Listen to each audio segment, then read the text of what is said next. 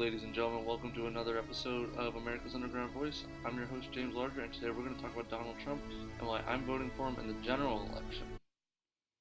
Now, first things first, sorry guys, I haven't uploaded in a while. I just got wrapped up with college, and I had to put a lot of time towards final exams. Freshman year of college, I was just getting used to final exams and how much work I had to put in, so I didn't really get enough time to make a video. So now I'm back at home for the summer, and um, it's come to my attention. Well, not come to my attention, but I was fighting with myself over since Ted Cruz dropped out of the race, who was my initial pick, because I feel like Ted Cruz is the quintessential part of the GOP. I mean, he is the poster boy of what conservatism is. And I felt like this was the first time, and since Reagan, that we could actually get a true conservative in the White House. And I didn't like Donald Trump. I did not like him at all. And to be honest, I still don't like him. And I don't think that he has an ounce of class. I think that he is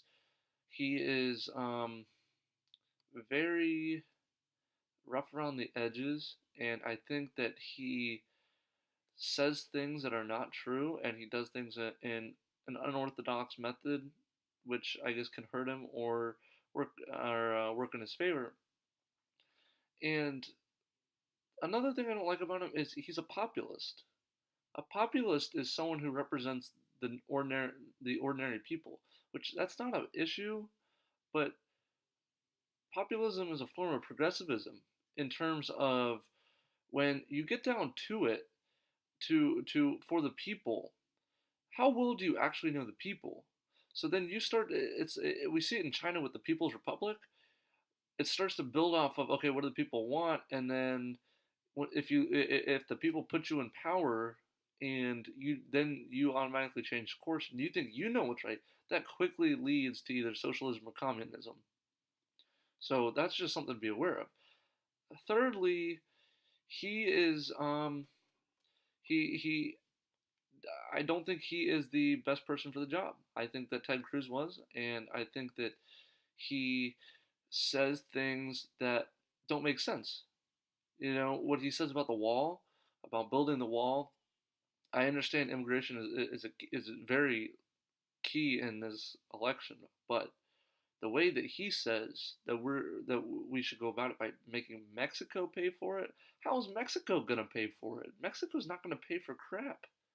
Mexico is its own country, and the only way I could see it is if he slapped some what's the word slapped a not a blockade, but stopped putting foreign aid to Mexico. But even Mexico could say, screw you guys, we don't need it, and not do anything, and our border is still not fixed. And Donald Trump would say, well, I tried, you know. And I also think that his his foreign policy, I just think it's so hollow.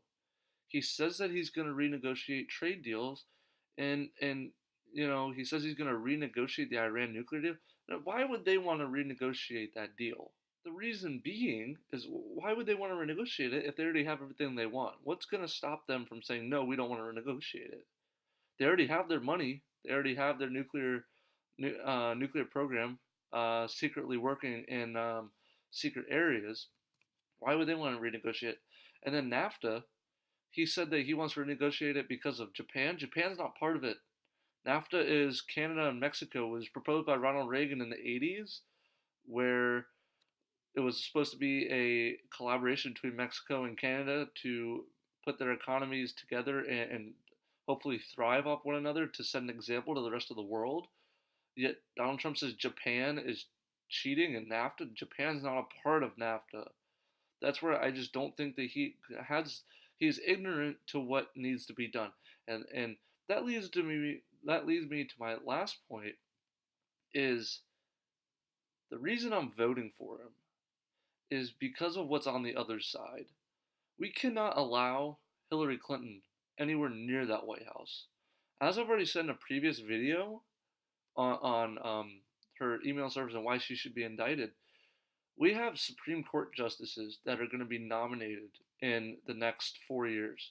And we cannot allow a leftist Marxist liberal to appoint left wing judges to the Supreme Court and and influence that court and make amendments to the Constitution that are irreversible.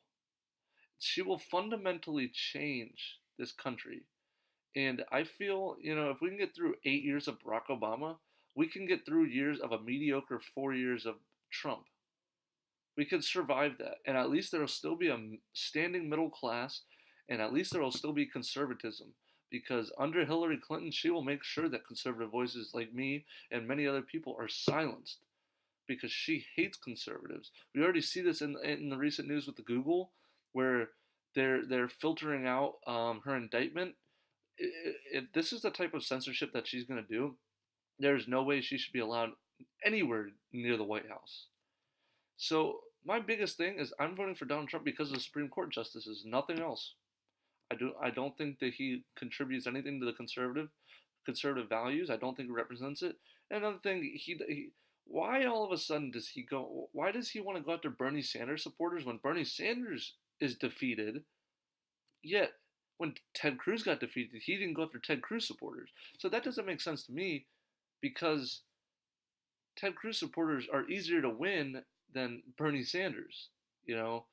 And you would think that he would kind of court us a little bit, but he didn't. He didn't. He wants to go after Bernie Sanders.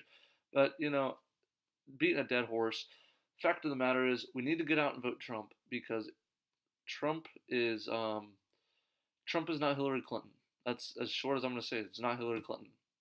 And it has to be anyone else but Hillary Clinton. So that's it, guys. Leave your comments down below. I'd like to hear what you think. And yeah, so thanks for watching, guys. And sorry for the not posting for a while. Like I said, final exam school obviously comes first. So thank you guys, and comment, rate, and subscribe.